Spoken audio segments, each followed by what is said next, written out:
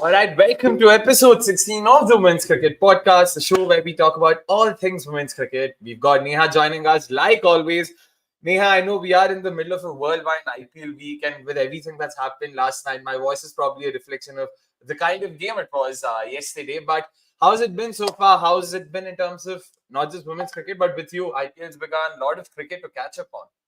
Absolutely, Akshay. I mean, couldn't have asked for a better day yesterday. RCB winning their match in such a spectacular fashion. I know the course part discussion probably won't cover it, but then at least gets you in a good mood. And even on the women's cricket front, right, a lot of things have been happening, which has, I think, probably not gotten as much attention it should have because of the IPL that's going on right now. So I'm just excited to discuss all of that and make sense of a lot of things. Yeah. I mean, we can only hope to make sense of it because right now I'm seething. I've just like you said, because of the IPL and everything, it's almost like a distraction, like a diversion of sorts. कि यार अभी focus भी नहीं कर सकते. So I don't know if it was intentional or not. कि ऐसा सुमड़ी में बस they just slip it in कि हाँ what World Cup के लिए हम लोग ये करेंगे वो करेंगे. अभी IPL चल रहा है कोई कुछ बोलेगा भी नहीं. I hope that isn't the case because it is a tad bit unfortunate, of course, with what we got to know. For the uninitiated, we'll just straight up dive into it, right? Like, I don't know if there's anything more to sort of talk about ourselves. We are out there. We know what we're doing. So, सीधा उसी पे बात करते हैं. I'll just have the frame ready. There you go.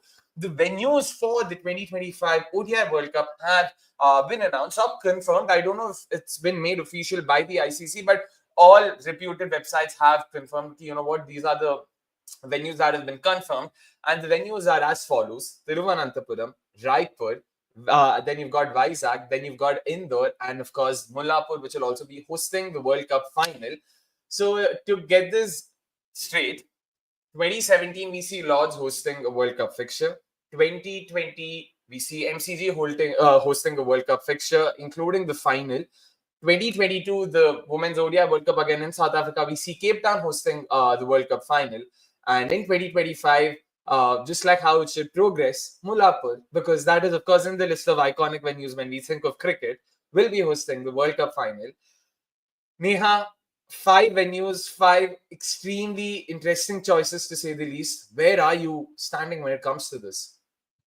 Honestly, Akshay, when the news was announced, I was extremely upset. I think I just wanted to rant and write this whole blog post like "Ye kya mazak chal raha" and all of that. You write this open letter and everything because I think somewhere BCCI has just regressed with this sort of an announcement. It absolutely does not make sense that proven, tried and tested venues like Bengaluru, Mumbai, Chennai, Kolkata, even Hyderabad for that matter, just not being given even like the slightest bit of consideration to host, the World Cup, right? I mean, this is a home World Cup. It's coming after 12 long years, and BCCI does something like this. And the way the announcement was done too, right?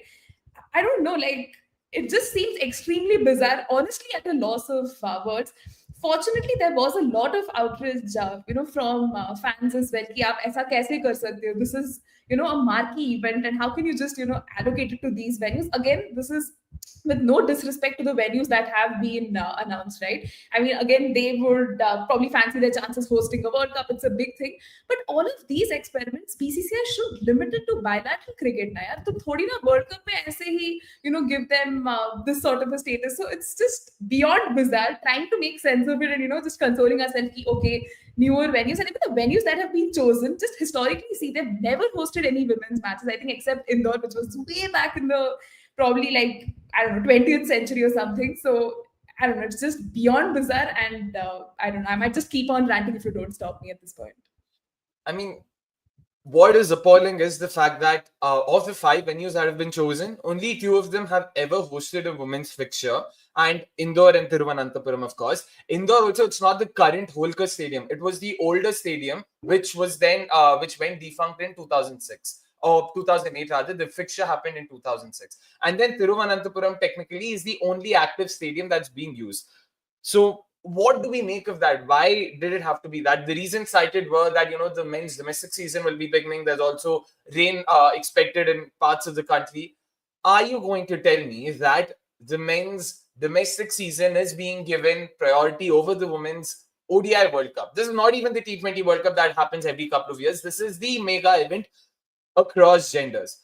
And knowing this, was this necessary? Sure, if you really thought that rain was going to be a concern, if you really thought that, the domestic season for the men cannot be hampered with, then why did you bother hosting it? Why did you bother tendering? I mean, sending in a tender. जब तुम्हें पता था ये सब, it's not like this was done out of the blue. You applied. You have to be clear how the process works is ICC announces, the FTP announces what all events are going to happen, and then all participating nations are given the opportunity to send in a bid. Didn't you know earlier on that you're going to be having your domestic season around that time? Didn't you know earlier on? ऐसा नहीं कि अचानक से पिछले 2 महीने में suddenly आपको पता लगा अरे अक्टूबर नवंबर में तो बारिश होता है. It's not something new. And rain is such a poor reason. Bangalore doesn't see rain during October, November, at least not enough for it to be a concern. We saw the 2023 World Cup. Chennai hosted an India-Australia game. Bangalore hosted the India-Netherlands game. South Africa played in Ahmedabad. South Africa played in Kolkata. There were no issues then. ये बारिश क्या पिछले 2 सालों में ऐसा कुछ? What's changed in the last 2 years that all of a sudden rain became a threat? And the domestic cricket season is just a low-hanging fruit. It was just a cop-out, to be honest, and very, very, very disappointing. Because for all the good work that had been done, it's almost like 2 steps forward and a million steps backwards. We keep talking about the WPL and how they've been doing good things. They've also ensured that the women's team has played a bit of test cricket and all of that. And then you see the venues being announced. On top of that, a friend of course, cricket.com and our podcast, Jeet also mentioned how Mullapur is not even the greatest of venues, let alone the venue. It's not even the greatest of regions to be playing women's cricket, and simply because it's not even in the city. It's a good couple of hours, an hour and a half, couple of hours away from the city. It's not exactly safe for viewers to come back. There's a dumping yard a stone's throw away from the stadium. The stench of it can be smelt even inside the venue. ऐसे जगह पे आपको world cup खिलाना है, like मतलब it's genuinely it's almost very dismissive. It's borderline disrespectful if I'm being very harsh over here. I don't care, because we truly were looking forward to this, and I'll be honest, I was actually looking forward to even catching a couple of games, if not more, if possible. Abhi tum ye sab karke, it's genuinely very, very, very disappointing, man. And let's just take a few comments before, of course, we well a bit deeper into this. MCG stands for Mullapur Cricket Ground, boys, is what Saubik says. I mean, Shobik, I guess we just have to now make peace with the fact that he cared Joby, at least India's hosting. That's all I can say. Like, as basic as it gets. It's pathetic to see the venues given for the ODI World Cup. Completely agree with you there, Vivek. I mean, I don't think we could be more disappointed. We can try, but I don't think. Like, it's just genuinely extremely upsetting at this point in time. Playing the devil's advocate, do you think the venues for the ODI World Cup could be good? Expanding the reach of the game to remote places, maximizing our home advantage with no foreign WPL players knowing them. Asim, I don't think any of the Indian players know the venues, let alone the foreign players. So what home advantage are you talking about? And secondly, Neha, about this itself, do you agree with that? Do you think there's any silver lining over here? You know what? Let's take it to some unknown corners of the country so that women's cricket reaches these pockets as well.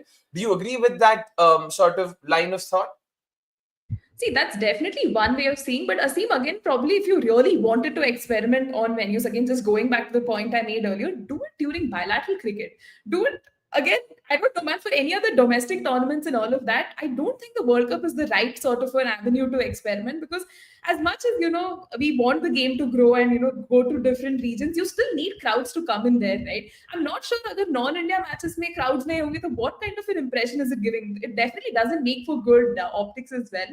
And also, I think during the WPL itself, a journalist from ESPN Cricinfo was having a chat with Alana King about, I think Aseem has also brought up in the comments about how, she's made notes of all the venues she has been a part of and how that's going to, serve as an advantage. I think Annabelle Sutherland spoke about that. So I don't know if this is like BCCI's 6D chess move to, kind of just throw off the Aussie players ki, tumne notes बनाए, हम तो venues ही बदल लेंगे, now we'll see how you'll make notes.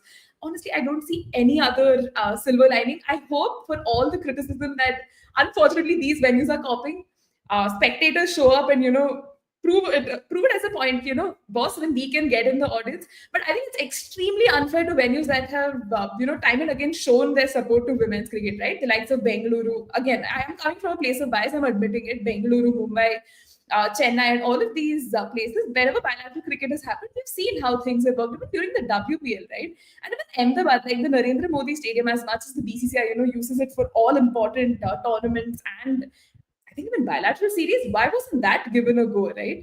So I don't know how this is really going to pan out. But for a lot of these overseas players who are coming here, they were probably looking forward to, playing in these marquee venues, but now they'll have to, probably just adjust and live with the fact that we're probably playing in like tier two venues with nothing in our hand. So BCCI really needs to take a tough look as to ye kya chal raha hai, and little bit read into the kind of fan discourse and how the fans have been feeling. Because at the end of the day, that's what's driving the revenue as well.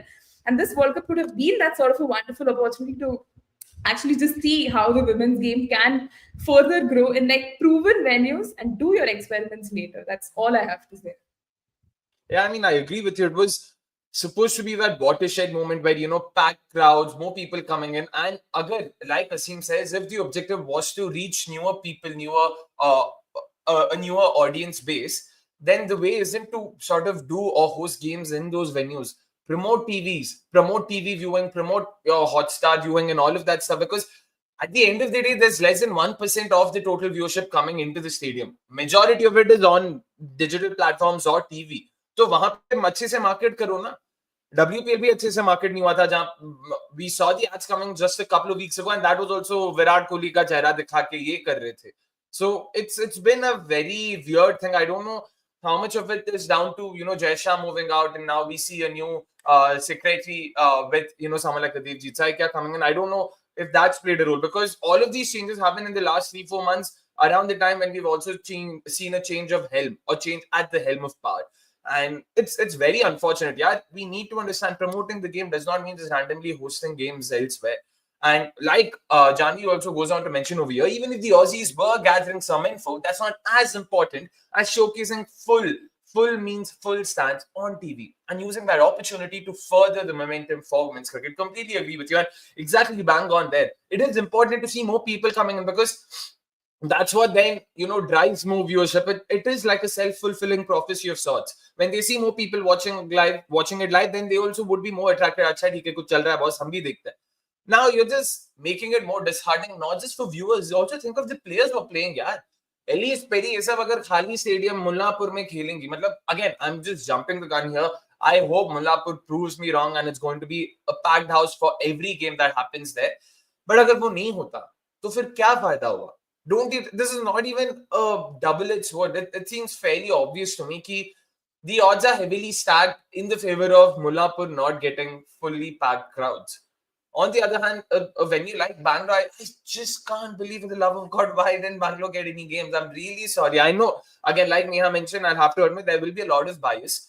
But firstly, we've seen fantastic crowds, even for the neutral WPL encounters, even for the India-South Africa games that happened last year. The weather's pretty pleasant, to say the least. High altitude, so boundaries bhi achhe se maarte, so there'll be runs on offer, boundaries on offer, which should make it even more interesting for viewers to, watch these games. Abhi ye sab chhod ke, I mean, it's genuinely very, very, very unfortunate at this point in time. I'm really struggling hard to, find any silver lining over here. It's just, yeah, it's just a sort of, a very blurry ball of gloom at this point in time. That's where I am. I really hope, but there were a couple of these open letters that were floated around. I really hope some of them catch the eye of, people in good places or in places of authority, and they do, come up with a couple of changes. Again, make no mistake, Neha and I aren't saying that the venue should be Mumbai, Bangalore, Chennai, Kolkata, Hyderabad. Nahi bol rahe aisa. At least pick one or two top tier cities. Just pick a couple, na. Have Mullapur, have Vizag, have Thiruvananthapuram, add Mumbai and Bangalore to that. Why do you want it to be in 5 venues that have hardly hosted games? That's the whole point over here. And like Vivek also goes on to mention, the promotion of the sport needs to be done by WPL, and at this maybe bilaterals that happen, not the World Cup. So, I mean, do you know what was told to Edalji by Srinivasan in 2011 regarding women's cricket? Yeah, I mean, we all do, Shobhik. We all do. There's a reason why I'm very against CSK owning a WPL franchise. So, yeah, we all know that. Asim also going on to say, could the venue selection be a result of realizing that the weather wouldn't be conducive for the matches to complete at famous cities? Do we buy that? I think simple question. 2023 World Cup happened in the same part of, at the same time. October, November. This is September, October. Are you going to tell me that October, November is fine, but September, October isn't? I don't know. Like having lived in Bangalore for the better part of the last years, I don't remember Bangalore being completely flooded in Octobers. barring the occasional shower, even that lasting no longer than an hour or two, so definitely wouldn't affect the result. I don't remember too much rain, so why can't it be Bangalore? Same is the case with Mumbai. Mumbai does not see a lot of rain in October, November, or September for that matter. We all know July, August to be the typical monsoon season for it, where we see a lot of rainfall. I don't know if that's the case in October. And yeah, Neha. And quickly, Akshay, about the venues aspect itself, even the kind of venues that have been chosen for the World Cup, अगर तुमको इतना ही रखना था, so possibly they could have kept these venues for say the warm-up matches, and then they could have used the tier one, cities for your main matches, right? Because now even with these tier two cities that have not tier two cities, like tier two venues that have been chosen as the main venues, right? I'm sure there's going to be some goof up with like the ticketing, or just make it so inaccessible for the fans to get those basic tickets, or it'll be like free of cost. It's just going to be such a mess. Like, I can already predict it, and the frustration is just, I don't know. As you rightly said, we are seething, and there had to be like some sort of a consensus from fans also, कि कहाँ matches रख सकते थे. And yes, as Janvi rightly says, we do have the best drainage. So even if it's like a 2 hour, like rainfall or whatever, we can still manage the situation and get things sorted up and going. And you will see the crowds that will, kind of stay through the course of the match. So extremely upsetting with the choice here. Yeah, I mean, the thing is, it's very hard. It's very hard to be optimistic through an announcement like this, because it hardly makes any sense whatsoever. And yeah, man, like the other reason, of course, was the men's domestic season. My word, like, don't you think, because the men's domestic season is not exactly viewer friendly. It's not like it's open to viewers and they all come in, so they are used to playing in front of the empty stands any which way. So it's not like they are bothered. Couldn't you have given these venues to them, and then in turn give Bangalore, bloody I'll give Allur, yeah, we're talking about cities over here, it's not even the venue per se. Just host these games in cities that have already proven to have an appetite for women's cricket. That's all we're talking about. And yeah, man, I mean, I really think this is a huge opportunity miss if there aren't any more changes in the coming few weeks. I think it'll be a massive opportunity loss, because now's the time when you can sort of cash in with the WPL wave, right? I mean, you can ride the WPL wave, you can ride the popularity that women's cricket has gained in the recent past, the momentum that's been generated. I think all will go down the drain if they're hosting it in venues like these. That's all I can say. Again, happy to be proven wrong, both Neha and I. It's not like we are wishing that this doesn't go well. We are hoping against hope that all these venues turn out to be fantastic. We see fantastic turnouts in each of these venues. Fingers crossed, of course. But yeah, as things stand, it's very hard to be optimistic on that front, to be honest. So let's just be very optimistic. And also, on that optimistic note, please make sure you hit the like button, folks. Make sure you subscribe to us if you haven't already. We will be doing the Women's Cricket Podcast. We've moved it back to Saturday now, and don't worry, now it'll be every Saturday going forward. Not every Saturday, it'll be on Saturdays going forward. It'll be at 12 p.m. But during the IPL, given that IPL will hog most of the limelight, we've also decided to not do the episodes every week, just to ensure we maintain the sanctity of the podcast, and we also have enough quality conversations and not just talk for the sake of it. So we will be doing it once in a while. The next episode, of course, will be on the 19th of April. So that will be right after the World Cup qualifier ends. So we'll get to talk a lot about that. The Tri-Series will also be beginning in a few days' time. So there'll be a lot to talk about then. We've already put out a post with the schedule, to be clear, 19th April, 3rd May, and 24th May. These will be the next 3 episodes during the IPL. I know it'll be hard for you guys to remember, but we will make sure that we keep giving repeated shout-outs over the course of the tournament. So please bear with us too. Let's take a few more comments before we move on to our next topic. Asim also going on to say, it'll be interesting to see the ticket prices for these matches. That could be decisive in getting crowds. Example, the international badminton tournaments in Delhi were free, albeit with poor facilities. Neha, I don't think ticket prices will be much of a concern, right? Even the India-South Africa games that were hosted here, or the WPL encounters, they've always been priced moderately. Yeah, I mean, they have been priced moderately, Akshay, but again, because it's like a World Cup tournament, right? I'm concerned that a certain section of fans might just end up buying tickets in bulk, then sell it in black, and just make it really difficult for fans who actually want to access it. मतलब ऐसे अच्छे venues में होते, say, the likes of Bengaluru, Mumbai, and all that. See, the system could have been more streamlined. Like you would actually have fans coming, buying those tickets. There would be like a proper genuine demand. But in these lesser known venues, at least for women's cricket, I'm not sure, what is the kind of strategy BCCI would want to adopt. And even the fact that you can actually earn some revenue from ticket sales, right? It's just beyond bizarre why BCCI does not want to exercise this. I know they kind of want to, grow the women's game as much as possible, but I can already see, the tickets being some sort of a big fiasco and just, being a mess. Yeah. I really think if BCCI wants to, sort of expand the audience and all, if they have to walk the talk, then the only way to do it is to make entrance free. That's it. That's the only way you can incentivize, especially at tier 2, tier 3 venues like Mullapur and, the likes of Indore, Vizag and all.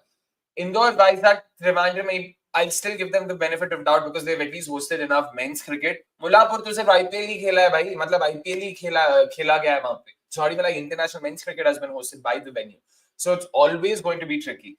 Given that, I really hope. Okay, I'm not saying all tickets need to be free, but at least majority of the stands need to be open to the general public so that more people walk in, thinking कि चलो देख ही लेते कि कर क्या रहा है हमारी लड़कियां. And also, secondly, about the revenue bit, that's where I slightly beg to differ.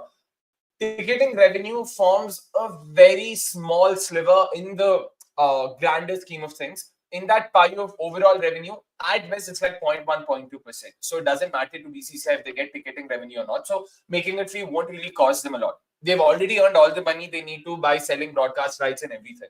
Now it's all about ensuring more people can access these venues and come in. And I just hope that ends up actually happening over there. More people come in. So fingers crossed for that. Shahjan meanwhile also saying the window has been expanded and the final is set to be played on the 2nd of November. So weather is unlikely to be a factor.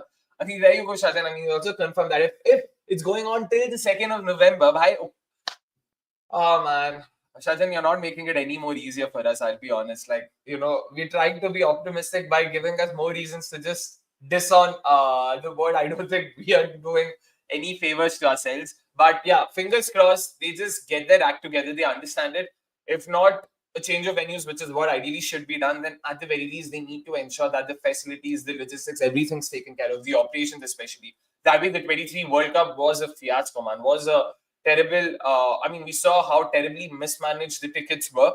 It was very sad to see a lot of people, entered venues with fake tickets and came to the venues with fake tickets, not knowing that they were fake and stuff like that happening. So hopefully it won't be something like that over here come October, of course.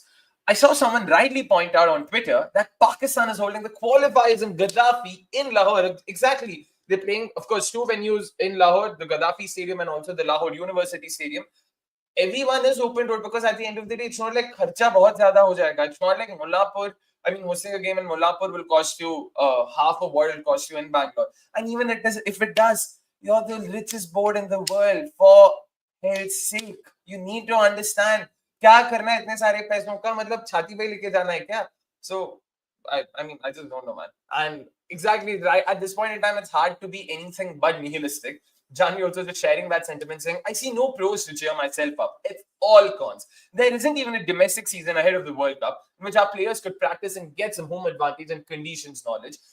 The only thing is September, there's that India-Australia series that's scheduled to happen. So hopefully the venues there would be, Trivandrum, Vizag and the like, so that they get an idea of how these venues work, how the conditions are, what the weather is like. So that's the only hope over there. Now that they've already announced the venues a good 6 to 8 months in advance, it gives them enough time to just calibrate, understand, and hopefully get acclimatized to what will be on offer during the World Cup. But that on that slightly positive note, I guess it is time for us to also talk about our next point. We've got quite a few tonight, to be honest. Tonight, by the way, today, 12 p.m. I keep forgetting the time. England, chalo bhai. England have sacked their coach and captain, John Lewis, Heather Knight, respectively, of course. Both of them have been let go of. Sack might be too harsh a word because technically Heather Knight resigned, and so did John Lewis. At least that was the article headlines across all major platforms. Neha, firstly, did you expect something like this? And secondly, of course, thoughts on that? Yeah, actually, I honestly saw it coming, especially with John Lewis, right? When you look at the major events, be it the women's Ashes, be it the women's T20 World Cup, and now with just again the performance at the women's Ashes, I think a serious inquest in Alex Hadley's words had to be taken, and I think the ECB was making notes of how England has been playing. So yeah, I think moving ahead, moving on from John Lewis was probably a step in the right direction, right? Because I mean, John Lewis and the kind of excuses he makes at the press conferences honestly started getting a little bizarre, right? And during the women's ashes, we heard a lot of that. But Heather Knight was a tad bit surprising. Probably, the results, so many results not going in her direction.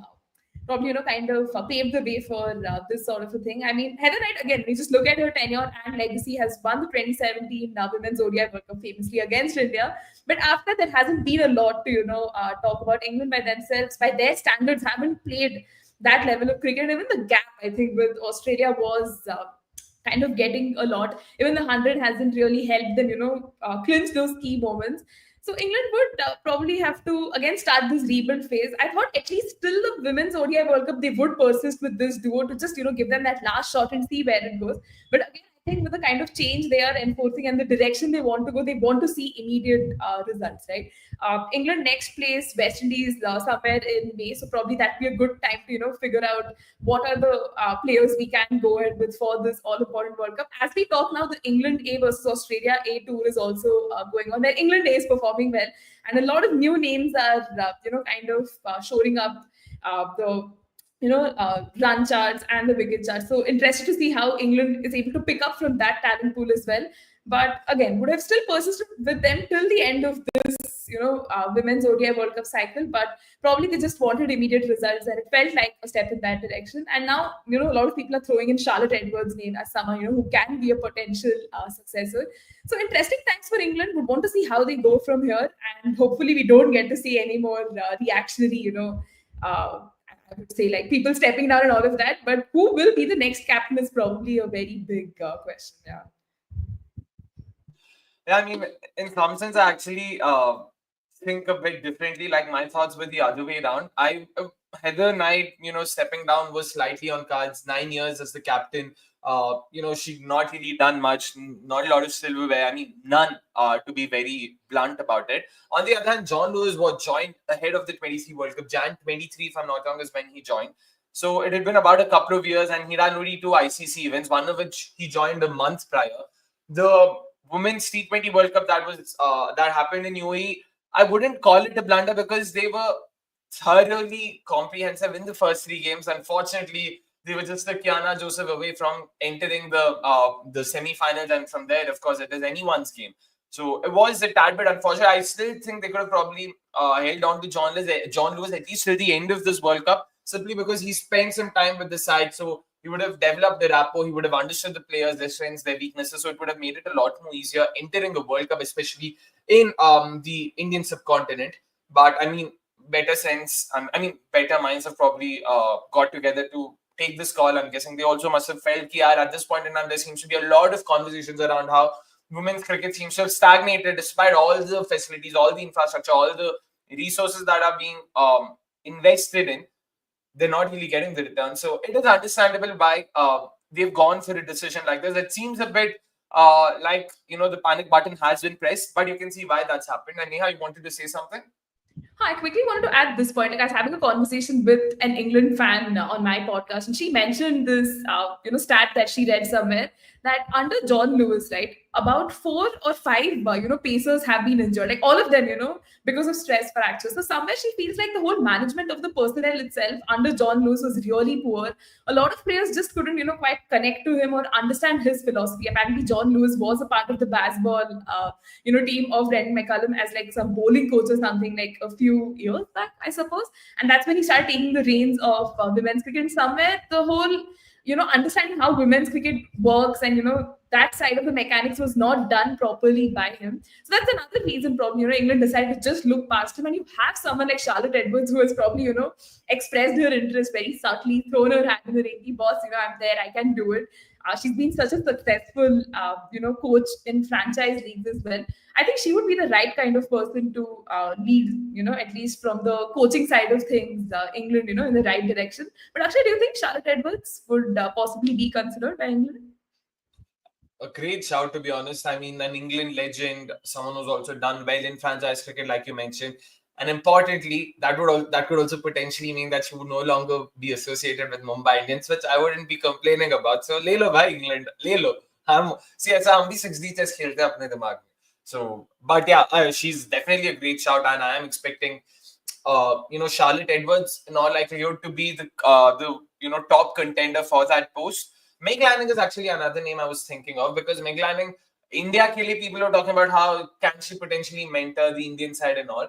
Who knows if she is interested in taking the innings, because clearly from what we've heard, according to some sources, of course, apparently we've seen the last of Meg Lanning in the WPL.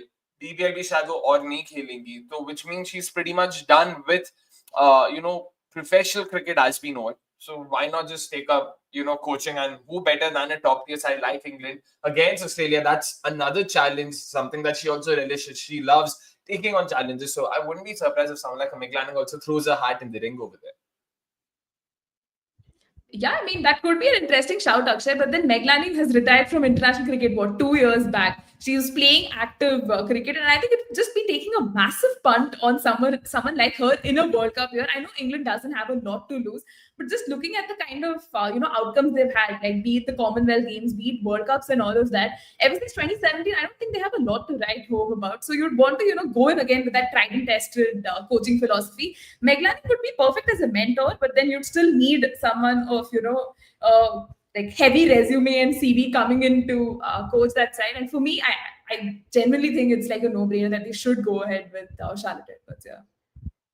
I mean, Charlotte Edwards definitely is a great shot. देखना पड़ेगा वहाँ पे. But of course, coach to फिर भी ठीक है. They will find someone out. If not, then they can go back to someone else. Matthew Mott हो सकता है, former coach and stuff like that. Men's team से कोई उठा के देख सकता है and stuff. But what about the skipper Neha? Because Heather Knight stepped down. Danny White is arguably the most experienced player after her, but she's not getting younger at 35, 36. Same is the case with Tammy Beaumont. So then you look at someone like a Natseva Brunt, who I personally don't rate very highly as a skipper. So who are you looking at? Someone like a Sophie Eccleston potentially, or do you have another name in your mind? Honestly, actually, for me, the front runner in this has to be Natseva Brunt. I know a lot of people don't rate her captaincy highly, especially the kind of stint she's had with Trent Rockets, leading England briefly, I think, during the Commonwealth Games itself, and how things didn't go that well.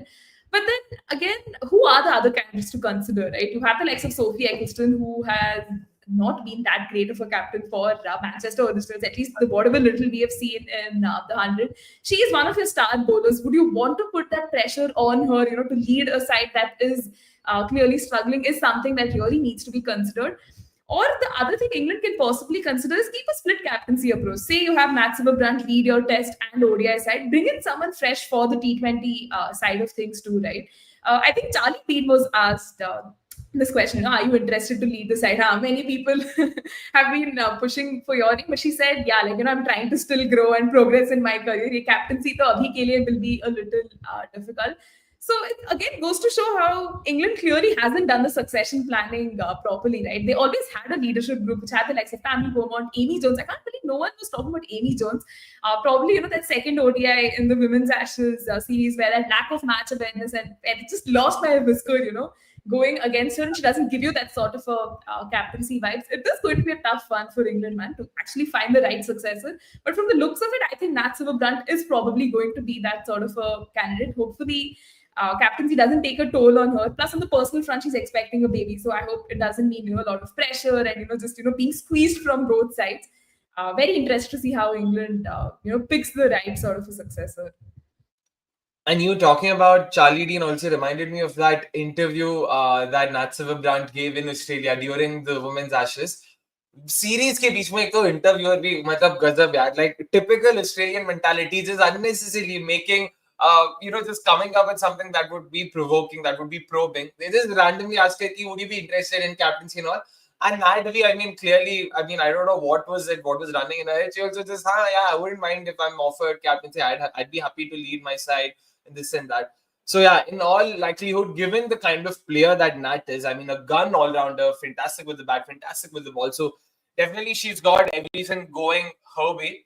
So in order to, lead the English side, personally, I would still look at someone like a Sophie Eccleston simply because I haven't seen much of a captaincy, but it'll need special skills to, to do more poorly than Natseva Brunt. That's all I'll have to say, because some of her tactical calls have been atrocious, at least the ones that I've seen in the WPL and the 100. And Yeah, I mean, so it'll really take. You'll have to be very, very, very bad to rank below that. That's how I look at it. But you never know. You never know. And yes, Neha. But even just talking about Sophie Ecclestone, like during the women's Ashes itself, remember the whole interview she denied Alex Hartley. So if you're trying to build that sort of a culture where you're getting extremely defensive, where your name hasn't been taken, but फिर भी तुम personally ले रहे हो, I'm not sure what kind of how it's going to percolate to the rest of her teammates as well. So that's I'm a little apprehensive about Sophie Ecclestone, the captain. Again, this is not downplaying her, putting her down. Would love to see how she fares in this edition of the 100. If she continues to lead the side and does her thing. But again, for England captaincy, it might probably be a tad bit earlier. No, valid point, sir. Valid point. I completely agree. Let's just take a couple of comments before we move on. Notorious saying Danny White for captaincy. That's something we mentioned earlier. But again, at 35, 36, she's not really on the right side of the age curve. So you would want someone who can lead the side for, at least the foreseeable future, at least the next World Cup cycle, to say the least. Not sure if Danny White will be able to do something like that. Chalo, gotta go, unfortunately. But as always, this was great. Thank you so much, Janvi. Do make sure you catch the rest of the episode whenever you get the time. Like always, we will be over here. And Shobit, meanwhile, saying winning a 50-over World Cup. I mean, winning a 50-over World Cup is huge. Why are you downplaying that? Shobik, who is? I mean, I'm guessing Shobik is referring to the BCCI. You'll have to ask them, Shobik. And also, do correct me if I'm getting your pronunciation wrong. I hope it is that. He also goes on to add, Knight drew the Ashes twice in 79-23. Which other team or captain can boast of that? I mean, given that Ashes is played only between England and Australia, no other team can boast of that. Only England can boast of it. But jokes apart, of course, I get where you're coming from. The 23 Ashes was phenomenal, yeah. I still remember because that was the first Ashes I properly followed. 6-0 down from there to come back and actually tie the tournament. I mean, not the tournament, the series. Fantastic effort. The chase, yeah, Heather Knight chase in the second or the third ODI. Fantastic. 1-wicket victory for them. So she's definitely going to be a part of the side. I don't think that will be an issue. Captaincy वही था ना. I mean, Ashes का क्या करोगे? वो भी drawn. It's not even won. They haven't won the Ashes outright since 2014. That's saying something. So fair enough, yeah, fair enough. Danny Beaumont, same यार, age will become the case with her as well, right? Like Danny की बात करें तो वहाँ पे भी वही होगा.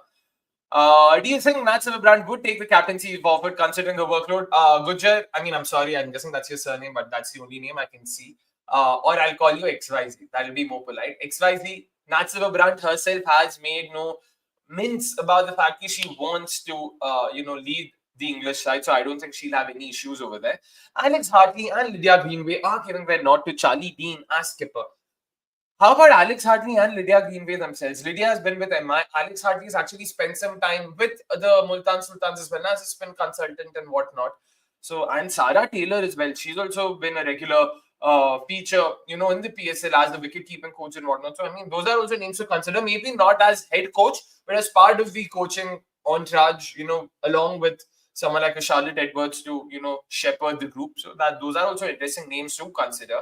I mean, but that's that, of course, from the England fiasco, to say the least. Time for us to now go down and talk about the trans-Tasmanian rivalry. मतलब पता नहीं है तो घंटे का ही rivalry लग रहा है मेरे को. Apologies for the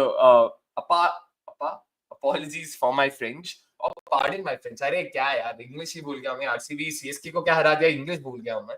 But New Zealand, Australia.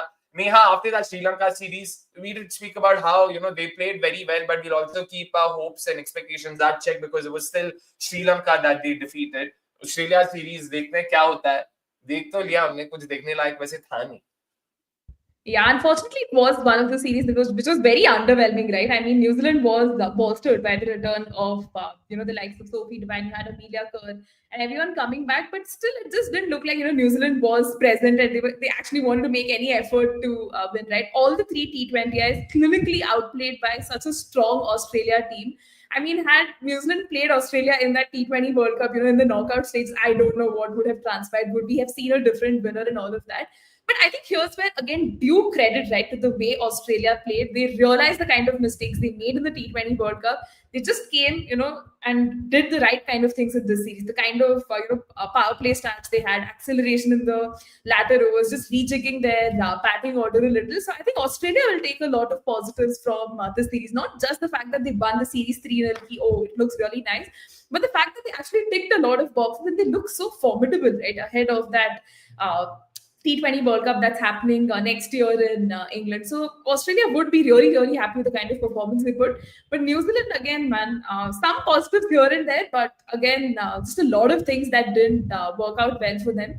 And New Zealand was, I think, chasing in like two occasions, yet they just couldn't restrict Australia to, actually have it and actually chase things down. Amelia Gurns playing very anchorish nerves, no one around her to support. So in that sense, yeah, New Zealand just won't be entirely pleased with this sort of a performance. That too playing at home.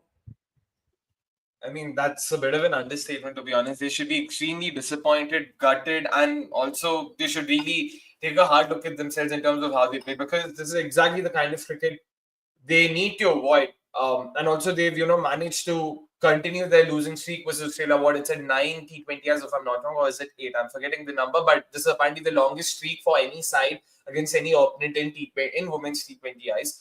Just going on to show ki yaar, how are you going to be more effective? It almost makes you wonder, the T20 World Cup, was it just an aberration and what clearly seems to be a downward curve for New Zealand women's cricket in general? Because hardly anyone did well, yeah. Hardly anyone. I was looking forward to a couple of names. Of course, Georgia Plummer up top. She didn't do too badly against Sri Lanka. Even with the ball, Rosemary Mayer was all rightish. Jessica was probably slightly better than the rest. Amelia Kerr was the lone warrior with the ball. Sophie Devine, funnily enough or ironically enough, was one of the better bowling options. But bat ke saath to koi nahi yaar. Not Susie Bates, not Brooke Halliday, not this one क्या अपना Maddie Green, not Paulie Inglis. Paulie Inglis एक तो number 8, number 9 पे पता नहीं. She's become Talab at the age of 24, 25. So I don't know what to make of that. And again, in her case, it's not her fault. It's not her choice. She's been sent down the order. Unlike a certain other skipper or non-playing skipper who thinks he can bat wherever he wants. Sorry, just unnecessary things at this point in time. But yeah, it's just been a very poor performance. In Australia, man, that's clinical as always. Beth Mooney, Georgia Wall. It almost seems like they won't get out. Agar wo out, unless they give away the wicket, I just don't know how are they going to get out. And a lot of it also had to do with how the Kiwi bowlers bowl. Just there seemed to be a clear lack of plans. First T20, I think one they tossed the opportunity to bat first. Small Auckland ground, bat first. Like, kya sochte ho yaar? And they scored 138 for 2. 138 for 2. How on earth do you lose just 2 wickets and score less than 140? And then just when you thought, okay, you know what, probably the surface is sluggish, maybe Australia might also find it tricky. Australia तो आके 10-12 over में पेल के चले गए भाई कि अरे कुछ भी नहीं है चलो टेंशन मत लो. It was just bizarre, very bizarre the way they were playing. Extremely defensive cricket, and given how this format is evolving both in men's and the women's side of things, it is important that New Zealand shrug a bit of that rust, and they understand, you know what, boundary hitting is the way to go forward. They need to focus on it. They cannot have just anchors. That's why someone like a Georgia Plummer, Brooke Halliday, and to some extent Maddie Green would be names to watch out for in the future, but they'll need a lot more, man. They need a lot more than just this. Even Eden Carson wasn't the greatest. There were a couple of drop catches from her, and Fran Jonas to her, matlab, jab bhi, like for a finger spinner, she's just very inaccurate. She bowls way too many half trackers, and that's what really annoys me. So, pata nahi kya karna uska. Shobik Singh Kerr should be the captain. Kerr is the captain, Shobik. I mean, since this one captain, Sophie Devine stepped down, Amelia Kerr was announced captain.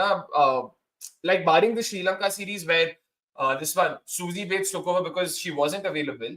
Correct me if I'm wrong, Neha.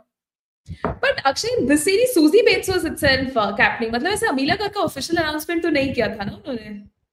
हाँ नहीं किया था, but that was a temporary thing ना. Where did I read this? I remember reading this somewhere. I'll have to dig this up. Apparently, they're sort of still letting Amelia Kerr do her thing, especially in T20Is, yeah. But she is going to be the captain, Shobik. You don't need to worry about it. It's almost a done deal. And now it's all about Susie Bates. Dadi aap abhi retire kar jao, but they're just waiting for that. I mean, in the sense, not in a bad way. Their succession planning, like you mentioned, they're just letting Amelia Kerr, understand the tips and tricks of the trade and then take it forward from there. So she is in all likelihood, or rather much more than that, the future skipper of New Zealand. So you don't have to worry about it. In the New Zealand-Australia series, perhaps the most contentious point was who should have gotten the MVP for the series. Mooney, who won it, or Wall, or Sutherland. Mooney scored 166, Wall 161, Sutherland 2 4-fers.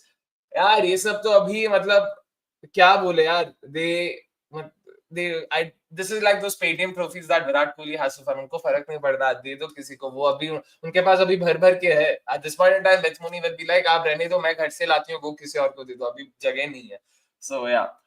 And hey Arun, what's up? Yeah, so again, once again, just a reminder, we will now be back on Saturdays like always. Since WPL ke liye we moved to Wednesdays because the Champions Trophy and everything was going on. Now we will be going live on Saturdays at 12 p.m. But this won't be every Saturday to maintain the sanctity of our conversations. We will be doing this once in a while, Arun. So we've already put out a post as well on YouTube with the schedule. We will keep reminding you guys so you don't have to worry about it. But our next episode will be on the 19th of April, then the 3rd of May, and also the 24th of May. This will be during the IPL. Post the IPL, of course, we will be back on every Saturday, like always, and it'll be great fun chatting about all things women's cricket.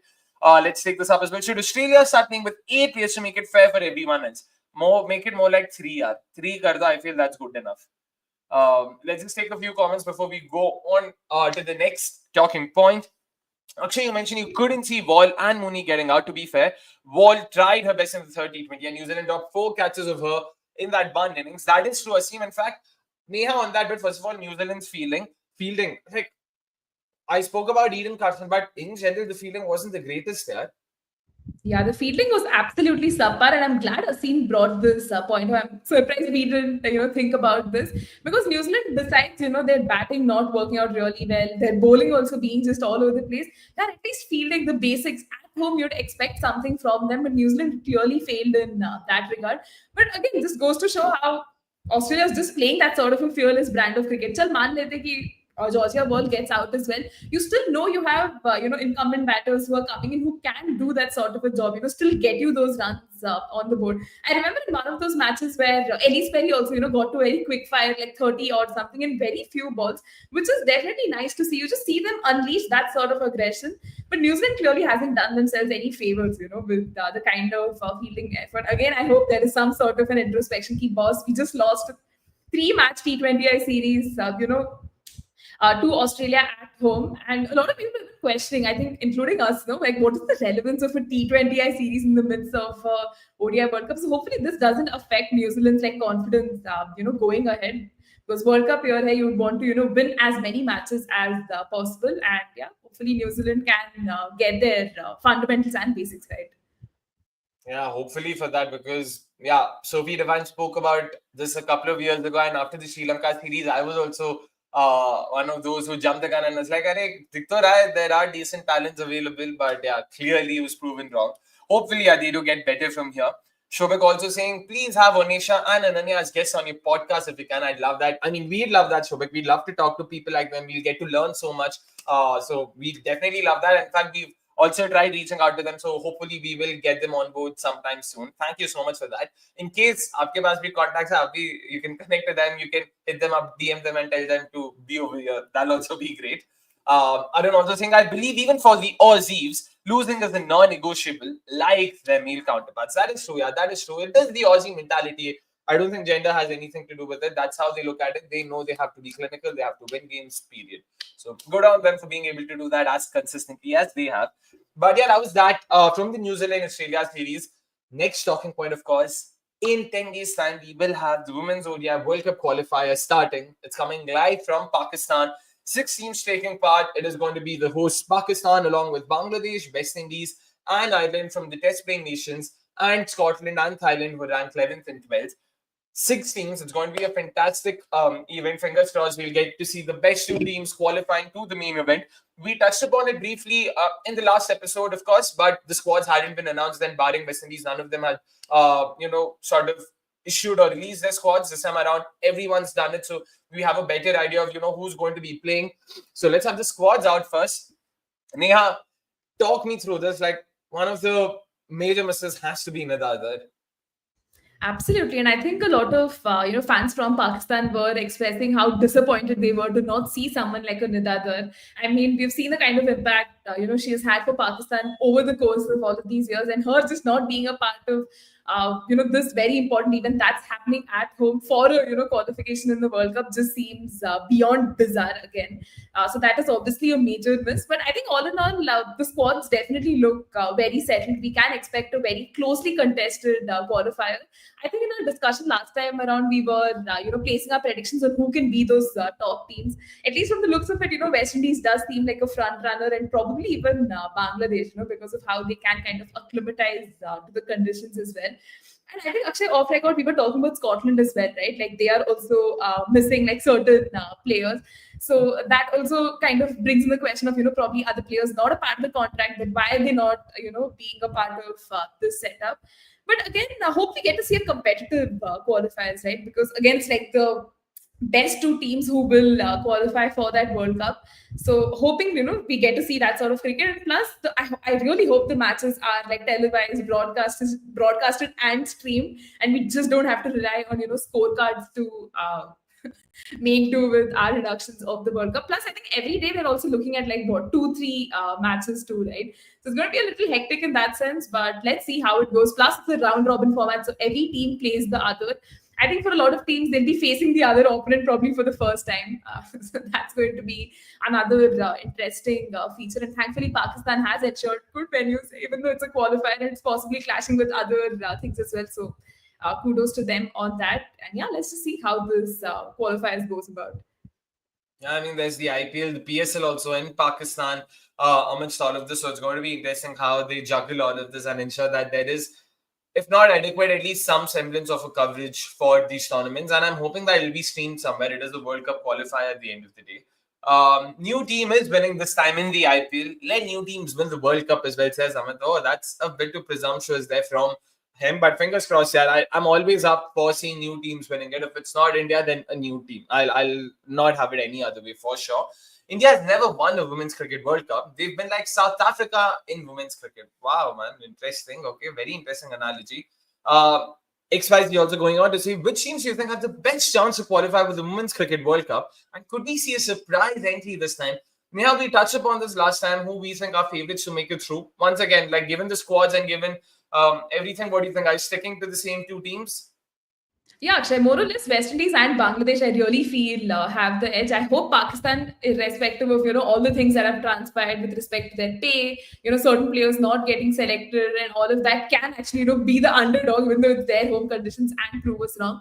Hoping for someone like Scotland too, right, to make that sort of a surprise entry. Really loved the kind of heart they showed in that women's T20 World Cup qualifiers back in the day. Then they made their presence in the World Cup. But actually, मेरा ये भी hope है कि whichever two teams are selected from this qualifiers too, right? It isn't a scenario where they come to the main World Cup and just lose all of their matches. We get to see some closely contested matches even there. So that's just a slight hope, and that's why I'd probably say West Indies and Bangladesh, at least for me, seem like the front runners. Again, what about you?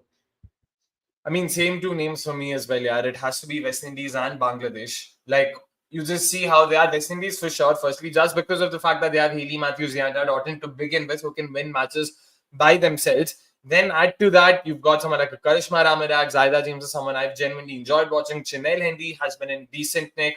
Kiana Joseph, against all odds and against my better sense, has done well. So, yeah, I mean, they are a team with multiple performers. That is important. Same as the case with Bangladesh, especially that spin attack, in conditions like these, and with someone like a Marufa Akhtar there who can really do well for them. So I'm always looking forward to seeing someone like her. Then add Rabia Khan, add Ritu Moni and the likes. With the bat as well, Sharmeen Akhtar has done well. You always expect good things from Nigar Sultana. So all in all, these two are looking like the most well-rounded squads. But discount Pakistan at your own peril, because again they are also fairly mercurial in that sense. So I am expecting something from them. Fatima Sana by herself can win you games. Sadia Iqbal is a treat to watch with the new ball. Muniba Ali, again, a very elegant stroke maker. So there are names over there as well. I know Mema Sohail and all haven't been in the greatest of nick recently. Diana Beg has stopped bowling.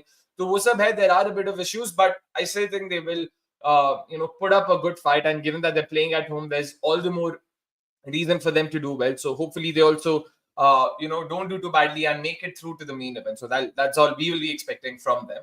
So that's that from the World Cup qualifier. Anything more you want to add? Neha, I know the Thailand team, unfortunately, we've not seen a lot of their players playing in the recent past, so it'll be hard for us to simply, talk about them. So that's the reason why we unfortunately won't be able to add a lot. Ireland, the squad is pretty much what we saw against India. A lot of the names over there, be it the likes of what am I forgetting? Ola Prendergast, or of course the skipper Gaby Lewis, someone I enjoy watching bat. And then of course the experience of Laura Delaney, Amy McBar. Unfortunately, I want to see now what's going to happen here because of her being suspended. Her action being suspended. So I'm not sure what is the next course of action for her. Just to put out the names once again. Again, Amy Hunter, the wicket keeper. Top four वहीं पे हो जाता है. It is going to be the likes of Amy Hunter, Laura Delaney, Ola Prendergast, KB Lewis. So nice there. It is looking decent. Yeah, Paul also didn't do too badly, both in the Bangladesh series and against India. Then, of course, lower down the order, you've got folks like Alana Delzer who could potentially come in, Arlene Kelly who can come in. So there, a nice mix there. Let us see now. It's all about whether they can execute their plans over there, especially against some of the stronger sides. So yeah, that was that from the World Cup qualifier. Starts on the 9th of April, will be ending on the 19th of April, the day we, of course, go live for the next episode of the Women's Cricket Podcast. So yeah, hopefully we will have lots to talk about then about this. But coming to the next talking point, of course, Neha, BCCI's list of central contractees for this year. Men's cricket का तो पता नहीं, but women's cricket के लिए तो time से उन्होंने कर दिया है. And interesting names over here. Happy with the kind of names who've been given contracts for the first time. Yeah, actually, I think this was one topic that I was really looking forward to, talking about. First things first, last year, so there wasn't like a formal official announcement about the contract. So glad at least this time around there is some intent in that direction. Again, not very surprised with the names. Grade A again sees the usual names. Grade B, I think the one missed has to be Rajeshwari Gaikwad. She has been dropped. Happy to see Shafali Verma, kind of keep her place there in Grade B, because we've seen the last couple of, international assignments have been tough on her. She hasn't really gotten that sort of opportunities, but she has still, retains her place there. So that is a good thing. But interesting things happen here in Grade C, because we see the addition of Shriyanka Patil, Tita Sadhu, Arundhati Reddy, Amanjot Kaur, and if I'm not wrong, even Uma Chetri. So nice to see these names being added there. And I think one other notable omission from Grade C has to be Harleen Deol. I think, after the century she scored and even getting that score of 89 or something, versus Ireland. So an expectation that, BCCI will continue to persist with her. She is still in your scheme of things, in the long-term basis as well. Again, it's not like the players who have not been contracted won't get opportunities, right? They will still be picked on a series basis. So not entirely surprised with that. Plus the list sees like 16 players who have been contracted. I don't know if there's an option to like make it a larger list and include like 20, 25 players as well. And I think from Grade C as well, the likes of, we were discussing this off record, like Meghna Singh, S. Meghna, Devika Vaidya, and I think Anjali Sarmani, right? They have been excluded, which is not surprising because they have not been in the India scheme of things for quite a while. Again, would have loved to see someone like, Jenny and Richa, getting bumped up to A, because they play all the formats and have been such a, crucial cog to India's prospects there. Even the likes of, Pratika Rawat, Tejal Hasabnis, Priya Mishra, would have loved to see them also, back the contract, right? Because they are kind of being looked at as options for India going ahead too. So a few interesting calls, but again, BCCI will not give us anything more than just, the bare minimum list being announced. No justifications as to why certain players are where they are. So yeah, that is, I think, the end of my rant, but we will discuss more about this. Yeah, I mean, like you mentioned, yeah, some of the names, some of the inclusions, happy with them. Interesting choice though, Uma Chetri, because given how she played, it almost seemed like, yaar, usko to abhi filhal time lagega. But the fact that they've still gone ahead and given her a central contract ahead of the likes of Pratika Rawal, like you mentioned, or even Tejal Hasabnis, Priya Mishra comes to mind. So that was a very interesting choice. What was also interesting to see was Shefali Verma, having been dropped from both white ball formats, has now been given a Grade B contract. I mean, she was in Grade B. She's retained her contract, not even received a relegation or anything like that. What did you make of that, Neha? Is that signs of things to come? Pratika Rawal not being handed a contract, Shefali Verma being retained at B. Does that potentially indicate that, we might see her making a comeback in England in a couple of months? I mean, look, it could give you that sort of an impression because Shefali Verma has had that sort of a great domestic season. She is, unlike certain, I think, men players, actually went back to the domestic circuit, worked on her game, produced those kind of runs as well, did well in the WPL. So for India, she's definitely in the scheme of things. But again, the contracts are not indicative of where the players get picked, for a series specific thing and all of that.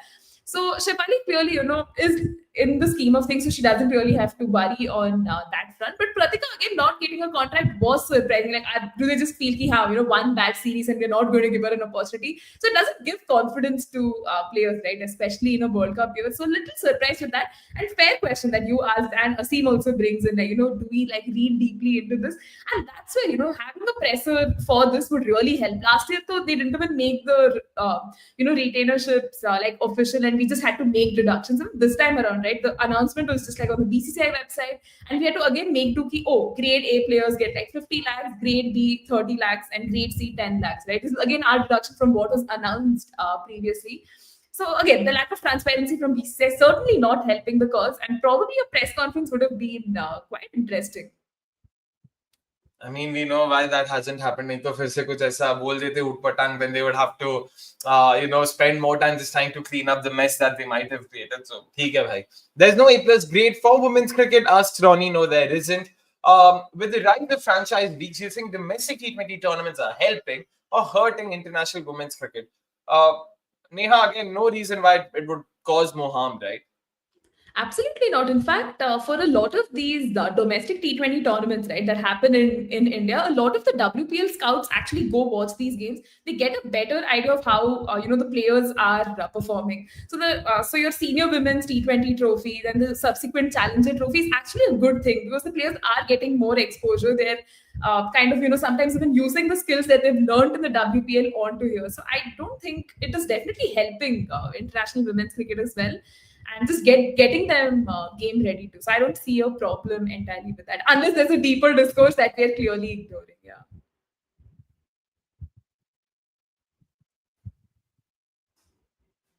Actually, I think you're on mute. Yeah.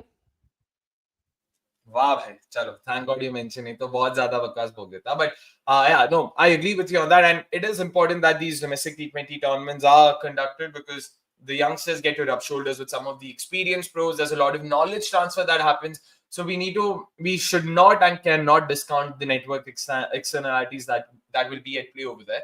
So it is important that such tournaments keep happening, irrespective of how many ever franchise leagues are conducted in the year. Amit, meanwhile, also saying, I'd be honest, in women's cricket, apart from Australia, no other teams look close to them. They are very tough to beat. I think they have the world record for the most consecutive wins in women's cricket. They still do, of course. Yeah, not just, even right now, the most consecutive ODI wins for a side is held by the Australian women's team, not the men's team. Even the men's record of the early 2000s was eclipsed by the women's team, only to be beaten by India in a super over game that we won't forget. So fingers crossed we'll get to see something like that again. But it is true, yeah, they are a very strong side, and we all were wondering last year if this side seems to be slightly dipping, slipping. It's a Filal, though we don't see any visible signs of it, but yeah, they are very strong. You don't have to worry about it.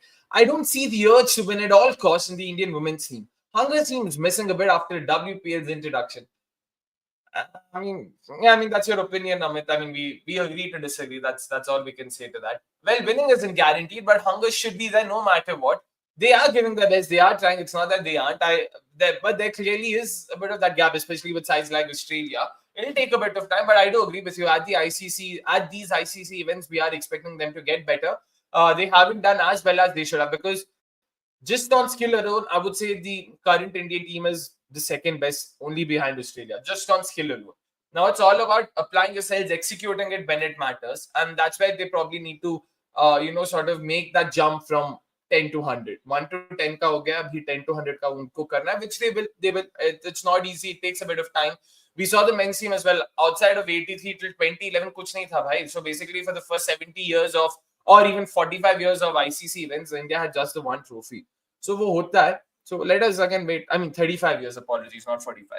So it'll take a bit of time. In the last ICC event, they did not even qualify for the knockout. So yes, there is a concern.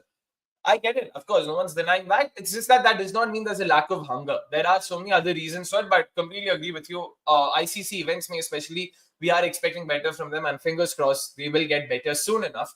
One way, of course, um, of getting better is doing well at the domestic circuit, doing well over there, which is why it is important that these domestic tournaments are also, taken seriously by players. A segue that I should be proud of, I feel. But talking about domestic cricket, Senior Women's Multi-Day Challenger Trophy. Neha, 2 games done and dusted, 3-day events, by the way. These are 3-day matches, unlike the women's tests that are 4 days. So both of them were drawn. Team A, of course, drawing the first one, Sneha, skipper, Team B drawing the second, Minu Mani being the skipper. How was it so far in terms of the performances that you saw over there? Yeah, Akshay, honestly, when I think of the Senior Women's Multi-Day Challenger Trophy, extremely sad that it's not being televised, broadcasted, or streamed. Would have loved to, catch up on some action. I know with the IPL happening right now, like, the viewership would have been a massive concern. But then at least some effort should have been made, right? To at least put up some clips or something. Chalo, एक camera setup भी तो हम manage कर लेते ना. Just, reading from scorecards can be a really, really, difficult thing to do. But at least whatever little I've seen and read, it has been great. Tejal Hassaf misses knock, the 169. Shefali Verma scoring a century, just looking so prolific, in the red ball format. Amanjot Kaur getting her century. Charani from, the Delhi Capitals table getting like the 6-4. So, these are notable performances, and you're just so sad that you can't get to see all of this. And it's just extremely unfortunate. Even just looking at this tournament last time around, it was an interzonal challenger trophy, which means you had the likes of north, south, east, west, and I think there was a northeast team as well. But this time around, they've just moved on with like a challenger trophy and just teams A, B, C, D, and there's no representation from Northeast at all. I know last time Northeast didn't, put up that sort of great performances or anything, but I think it just pushes the Northeast teams even more to the brink, and just kind of makes it very exclusionary in that sense. So I was a tad bit surprised as to why they decided to kind of rejig that form. But again, coming to the point, the 2 matches we saw were interesting. But again, somewhere because it's just a 3-day affair, for a fact that teams who are batting first will pride themselves ki boss, we will bat deep, put up that massive total, and then get the first innings lead and eventually get points. Because you get points with, even if though the match is drawn, the teams which has that first innings lead invariably happens to be the team batting first, will get those 3 points and will eventually end up topping the points table. Plus there's no knockouts for this, so it's the teams that, I think the team that ends up at the top, that will be declared the winner, right?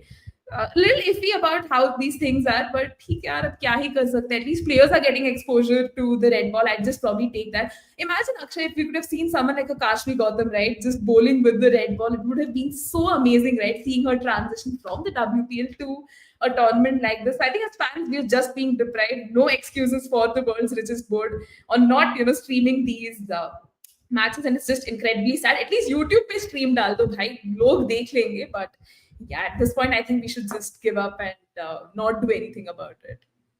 या पहले वो world cup का venues का कुछ कर लिए तो फिर भी हम सह लेंगे, तो I won't complain if they at least get that.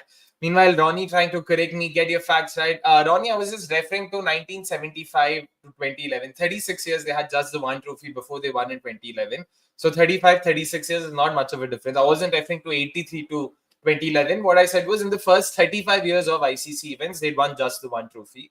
So, I mean, hope that corrects that. And Cricket Lucky also saying ODI is the best format for the Indian team. They haven't lost a series against a non-Australian side. I'm guessing Cricket Ladke to it is she, and she's referring to the recent past in the last couple of years or so. Yeah, we've defeated South Africa, we've defeated West Indies, Ireland. But is that saying a lot? New Zealand as well, for what it's worth. That is true. We've done pretty well, and even in the Australia series, we came pretty close in the second ODI that we should have won. But we are getting there. Hopefully, we sort of make the jump ASAP, because it is important for the Indian side to win an ICC trophy at the earliest, to sort of shut the critics a bit, to ensure that they are progressing at the right pace. Amit also saying the first goal should be won by step. Should be won by one, step by step. Last ODI World Cup was in 2022, where India failed to get into the knockouts. Even South Africa defeated and knocked out India. Fair point. World Cup will be at home, so there will be that pressure. That's also true. Can the Senior Women's Challenger Trophy be taken as a reliable barometer for players' performances? Also, couldn't these be held on the same venues as the ODI World Cup? Anyway, it's a different format, Asim, and on top of that, there's a 6-8 month gap, right? Like the same venue in April will play differently from how it would in say October. So there's no point playing it right now. Different format, different ball, different time of the year. So I don't think it would have added a lot of value. So theek hai, chalta hai. On top of that, Mullapur is a part of the IPL, so they won't be available any which ways. Yep, Neha. Yeah, I mean, right now the matches are happening in Dehradun, and really nice to see this that names that like you'd expect, right? Jemima would score those big runs, but again to see like not so common names score runs, I think is still great. But again, not sure because these matches are not being televised, broadcasted, streamed, or whatever. Are fans being allowed in any way, like a small pocket? Like, are they opening a stand? So we'll probably never know because at least on Twitter, I haven't seen any fan who's had a chance to access. Who's had a chance to access these games. So that was another point that I just wanted to share. That it's happening in Dehradun. So it's nowhere close to Icon. It's just happening in one remote place, and we're just making do with scorecards. Yeah. I'd be very surprised if fans are being allowed. Usually they don't, but hopefully they are. And also about what you mentioned, about how teams batting first always have that inherent advantage in a 3-day game, which is true. Which is why Team A actually taking the first innings lead despite batting second. That was a welcome change. Team B batted first. They scored 496, ensured that they took the lead outright. Team A, on the other hand, were asked to bowl first, and then from there they dismissed Team B for 268. From there, they managed to take the lead. So good on them, of course, for having done well. Let's look at some of the top performers, names already mentioned by Neha as well. Shafali Verma just continuing her great vein of form, 108 of 104. But of course, that was for Team C versus Team D. Unfortunately, not good enough because Team D still managed to, hold on to that, first innings lead, and they went on to, collect those points. Jeet Risha played a very big role in ensuring that both with the bat and the ball, she opened the innings, of course. She opened the batting in the second innings, scored 93, came very close to that century. I wish she got that. Again, a youngster who played the Under-19 World Cup, a name that a lot of people were talking about, why wasn't she selected in the WPL? Well, hopefully we will get to see her soon. Looks to be the deal over here because red ball may be acha kar pa rahi against some of the best bowlers in the country. That is saying something. On top of that, she also added value with the ball, 3 for 32. Well done once again. Tejal Hassan is also along with Shafali Verma was the other centurion for Team C, but 169, a mammoth 100, a big daddy 100, but once again, not good enough for his side. That's where Team D's bowlers slightly struggled. Slightly struggled. Trisha being the pick of the bowlers over there. But if you then look at the first game, Team B versus Team A, runs wise, there weren't too many to look at. 268 first innings, 291 second innings, 45 in the third. 50s the the, but bowling mein Sri Charani with that 6 for, like Neha mentioned earlier, fantastic spell from her. Brilliant to watch, and ensured that her side was able to restrict Team A to just 291, but unfortunately, once again, not good enough because the first innings lead was still conceded. But all in all, it's been a very competitive performance from both sides across both games. I mean, from all sides across both games. Last but not the least, Dhara Gujar, 109, importantly of 240 balls. The fact that she was able to, bide her time and be patient, that's what I really enjoyed. I mean, enjoyed as in haven't seen her bat one bit. But the fact that she's played 240 deliveries, that's a very assuring sign because 100 ball mein 100, ye sab to most of our batters are the kind who will actually play a bit aggressively. You need someone who can actually spend some time in the crease, and that's what's really impressed me. Special mention, Amanjot Kaur also scored a century for Team D. These two centurions were the reason why they were able to almost go 500 there in the first innings for their side, of course. Well done on Amanjot Kaur's part as well. 109 of 135, if I'm not wrong, is what she ended up with. So good on her. So that was that in terms of some of the top performers there from the first week of the Senior Women's Challenger Trophy. Let's just take these last comments before we wrap today's episode up. If you will take my opinion, we need a new leader now. Harman is way past her age. Smriti hasn't been impressive in big games. India even lost from a run-the-ball situation. Says Amit. Something we spoke about earlier, Neha. I mean, no merit in doing a change of captaincy 6 months away from the World Cup, right? Yeah, there's no merit in that. I think this is again taking us back to a conversation we had in one of our episodes, right? I mean, if India kind of enforces the change now, it just is impossible, right, to expect the new captain coming in to just take over the reins and ensure this team wins. So let's give Harmanpreet Kaur and Amol, sir, the time to just figure things out and see how this World Cup fares. again, we are trying to be as optimistic as possible, but we know things may not really go India's way. But then again, I think we should still give them that sort of time. And post that, I think we can, properly start a whole succession plan. India can possibly look into split captaincy as well, right? If you still want Harman to lead your ODI side, get Smriti Mandana, to captain your T20 side of things. At least for the 26th World Cup, you will be in good stead, and keep building on that. At least right now, let's not press the panic button, and see, how it kind of goes. Yep, let us see how it goes. That is for sure. And yeah, that's that from episode 16 of the Women's Cricket Podcast. If you're joining it right now, please make sure to hit the like button, guys. I know I haven't mentioned it throughout the episode, but please do us a favor and hit the like button. We will be back on Saturdays at 12 p.m. We've chosen this just to ensure that we don't coincide with the with the IPL. And on top of that, of course, we will not be doing this every Saturday during the IPL. We will be doing it on as many Saturdays as possible, but yeah, it won't be frequent because IPL chal raha, we will be caught up with other stuff. And importantly, we also want to ensure there is quality in our conversations and not talking for the sake of it. So next time, of course, we will be live on the 19th of April, and we will be talking about all things World Cup qualifier then. Until then, it's a goodbye from us. Thank you so much for tuning in. Once again, make sure you hit the like button, and importantly, have a great, great, great weekend.